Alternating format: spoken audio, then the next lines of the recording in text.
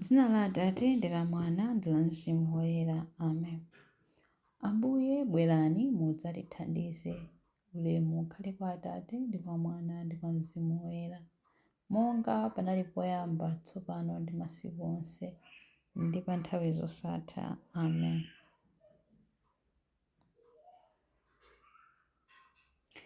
Bwerani Mzimu Woyera, Mlengi bwerani. Kuchokera ku mpando wachifumu wanu wowala wakumwamba, bwerani mudzatenge miyoyo yathu ndi kuyisandutsa kukhala yanu, inu amene mumatchedwa Nkhoswe, mphatso yabwino kwambiri ya Mulungu wakumwamba, kasupe wa moyo, moto wa moyo, kuzoza kokoma ndiponso chikondi chenicheni, inu amene mwapindulidwa kasanu ndi kawiri mu chisomo chanu. Chala cha dzanja lamanja la Mulungu, lonjezo lake mukuphunzitsa ang'ono kuyankhula ndi kumvetsa. Tsogolerani malingaliro athu ndi kuwala kwanu, ndi chikondi m'mitima yathu ikuyaka ndi mphamvu yanu yomwe simaola. Tsimikizani maziko a moyo wathu, kutali nafe thamangitsani mdani wathu wakupha. Mtendere weniweni kwa ife tipatseni, ndipo kuzoopsa zonse mutitsogolere pansi pa phiko lanu lopatulika. Kudzera mwa inu tidziwe Atate, kudzera mwa inu Mwana wamuyaya, ndi inu Mzimu wa onse awiri, wodalitsika katatu mwa mmodzi. Ulemerero wonse kwa Atate ukhale pamodzi ndi Mwana wofanana naye, chimodzimodzi kwa inu Nkhoswe yayikulu, pomwe mibado ikudzabe mosalekeza. Chilimbi 1. Chisoni chanu chidzasanduka chimwemwe. Aleluya. Pamene Chauta adabwezera akapolo ku Ziyoni, tinali ngati anthu amene akulota. Pamenepo tidasekera kwambiri ndipo tidalulutira ndi chimwemwe. Tsono mitundu ina ya anthu inkanena kuti, Chauta wawachitira zazikulu. Ndithudi, Chauta watichitira zazikulu, ndipo tasangalala. Tibwezereni ufulu wathu inu Chauta, tikhale ngati mitsinje ya m'chipululu. Anthu amene amafesa akulira adzakolola akufuwula ndi chimwemwe. Munthu amene amapita akulira atatenga mbewu zokafetsa adzabwerera kwawo akufuwula ndi chimwemwe, atatenga mitolo yake yambiri.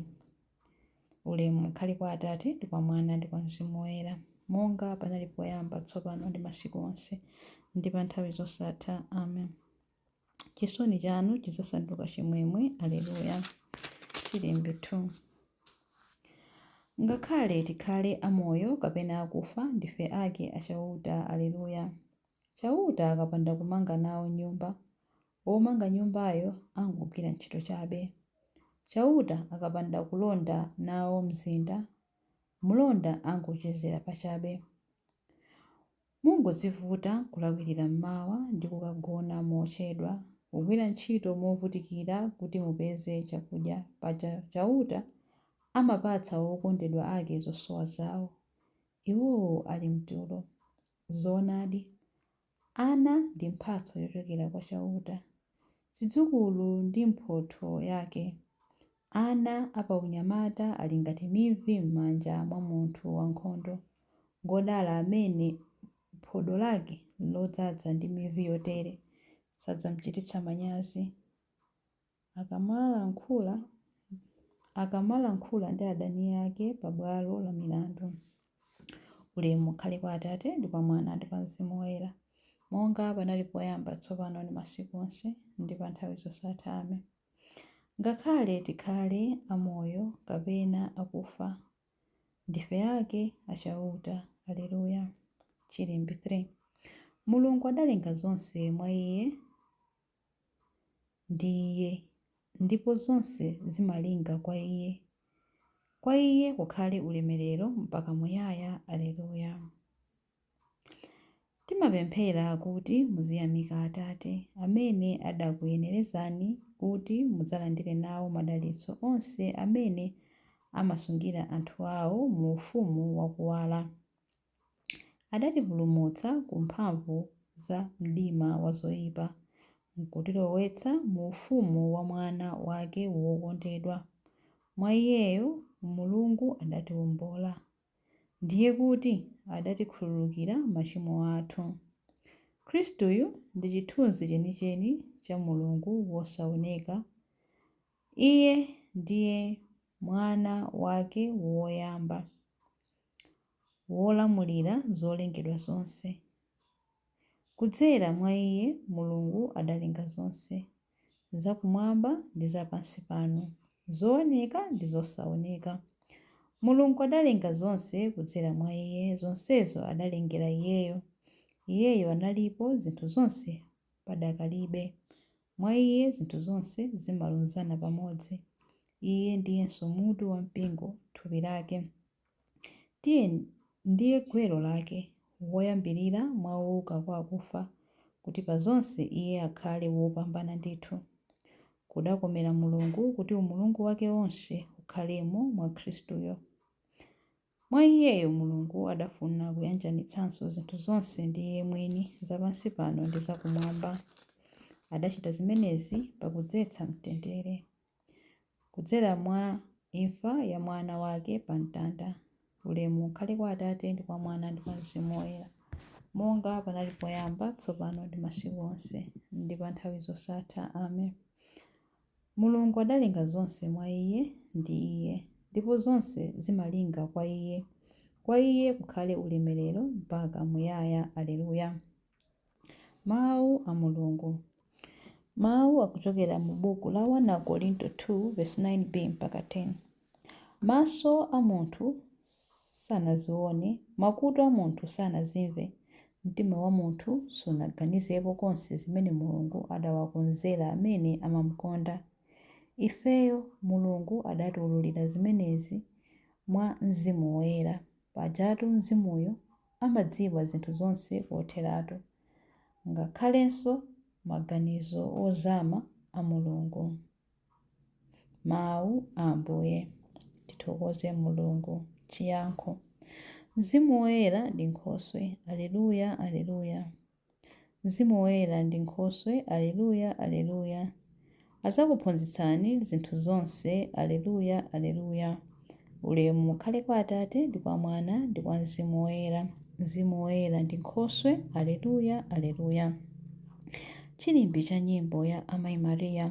Khristu adzakubatizani ndi moto komanso Mzimu Woyera. Aleluya.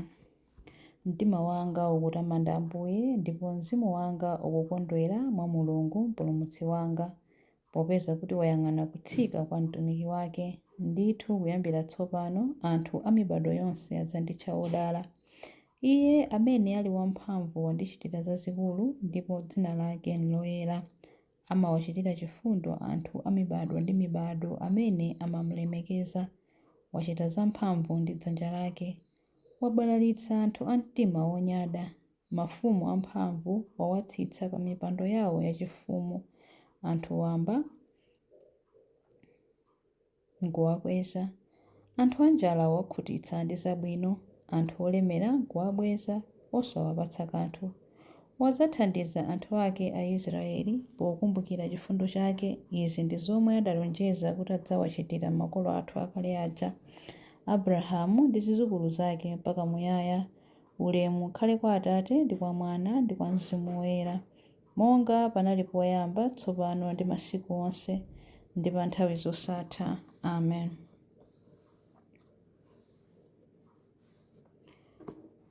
Khristu adzakubatizani ndi moto komanso Mzimu Woyera. Aleluya. Mapemphero. Limodzi ndi apostoli ndi onse amene ali ndi zipatso zoyambirira za Mzimu Woyera, tiyeni titamande Mulungu ndi kunena kuti: Ambuye, imvani pemphero lathu. Mulungu wamphamvu zonse, munakweza Khristu ulemerero kumwamba. Anthu onse athe kuzindikira kupezeka kwake mu mpingo. Ambuye, imvani pemphero lathu. Atate oyerayera, munanena za Khristu: uyu ndi mwana wanga wokondedwa, mumumvere iye. lolani kuti anthu onse athe kumva mawu ake ndi kupulumutsidwa. Ambuye imvani pemphero lathu. Tumizani mzimu wanu mmitima ya anthu anu okhulupirika monga madzi oyeretsa ndi mvula yotsitsimutsa. Ambuye imvani pemphero lathu. Tumizani mzimu wanu kuti utsogolere chilengedwe ndi kukonza mwatsopano moyo pa dziko lapansi.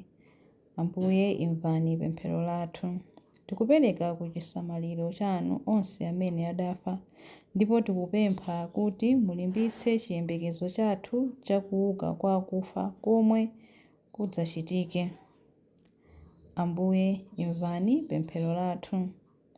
Ambuye imvani pemphero lathu pamene tikupemphera kuti Atate athu muli kumwamba, dzina lanu liyeretsedwe, ufumu wanu udze, kufuna kwanu kuchitidwe monga kumwamba choncho pansi pano. Mutipatse ife lero chakudya chathu cha lero.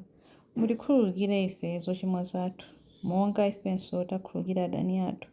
Musatisiye ife m'chinyengo, koma mutipulumutse ife kwa zoyipa. Amen. Tipemphere. Mulungu wachisoni, lunzanitsani mpingo wanu mwa Mzimu Woyera kuti tithe kukutumikirani ndi mitima yathu yonse, ndipo tigwire ntchito pamodzi ndi chikondi chodziyiwala. Tikupempha izi kudzera mwa Ambuye athu Yesu Khristu, mwana wanu, amene ali ndi moyo ndi ufumu limodzi nanu ndi Mzimu Woyera, Mulungu tsopano ndi pa nthawi zosatha. Amen. Ambuye atidalitse, atiteteze ife ku zoyipa zonse ndi kutifikitsa ku moyo wosatha. Amen. Dzina la Atate ndi la Mwana ndi la Mzimu Woyera. Amen.